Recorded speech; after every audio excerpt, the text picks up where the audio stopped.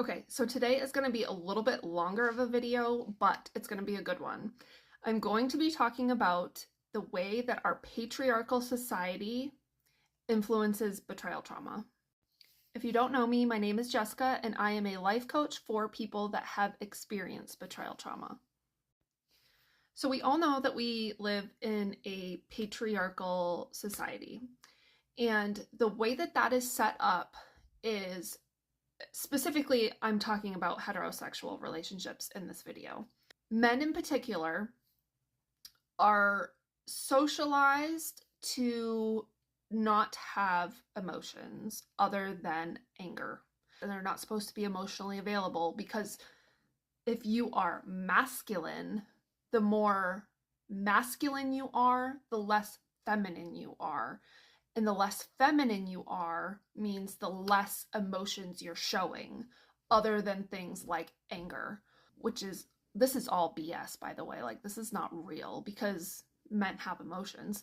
They're just not taught how to process them, express them, and they're not taught that this is normal, right?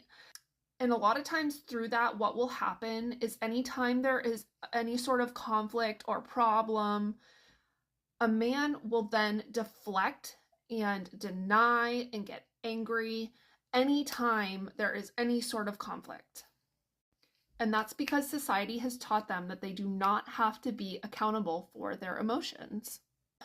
When we start looking at this through the lens of betrayal trauma, so often a person that is not emotionally mature is more inclined to betray their partner because they are not equipped to go to their partner and to express how they're feeling and communicate whatever they're feeling, whether they feel unhappy or whatever it is that is driving them to want to act out, whether, explicitly talking to somebody else or dating somebody else or sleeping with somebody else or subscribing to OnlyFans or watching pornography.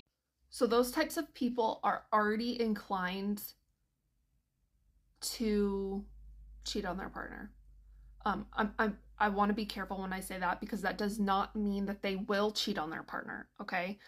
And I'm not giving that as an excuse because it's never okay. So when betrayal trauma happens, a lot of times when the woman finds out, this is again in a heterosexual relationship, when the man does a betrayal and a woman finds out, she will confront him and he will deny, he will defend everything that he's done and like basically do anything that he can do to not be held accountable for all of these emotions that are happening because it's uncomfortable.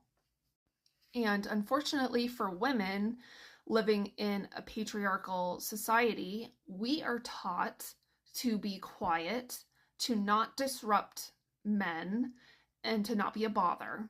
So it's a very vicious cycle. So when we are upset, we are emotional, and men don't like that. So we are taught to be quiet.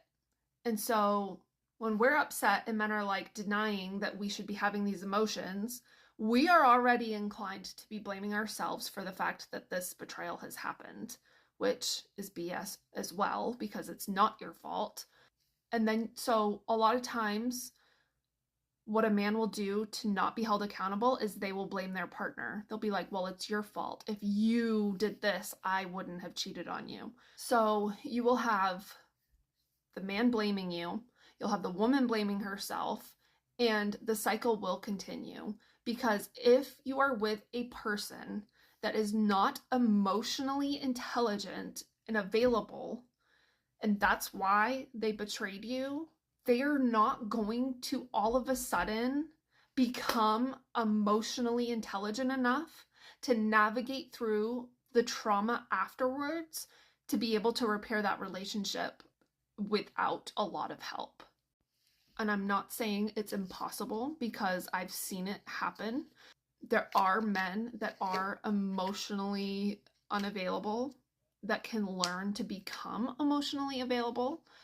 It is possible, especially if they are somebody that has, been inclined to not holding themselves accountable. And I've done a couple videos on my page previously on the types of relationships that I think that can make it through betrayal trauma and the types that I think won't. So if that sounds interesting to you, you can check out those videos. I'm sorry, I'm kind of ranting, but this is something that I could honestly talk about all day long, because I truly think that this is an epidemic right now, because so many women are experiencing this, and they're experiencing it alone, because that is part of also how society is structured, to just basically teach women to not talk about these things because it's uncomfortable. And even on these types of videos, unfortunately, if you scroll through TikTok on this subject, on like betrayal trauma specifically, you will read not only men, but you will read other women blaming other women for their partners cheating on them. Like, a lot.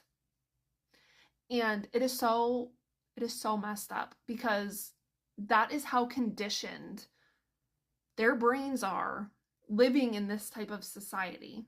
But I'm running out of time on this video, so I'm going to stop. But yeah, that's it for today.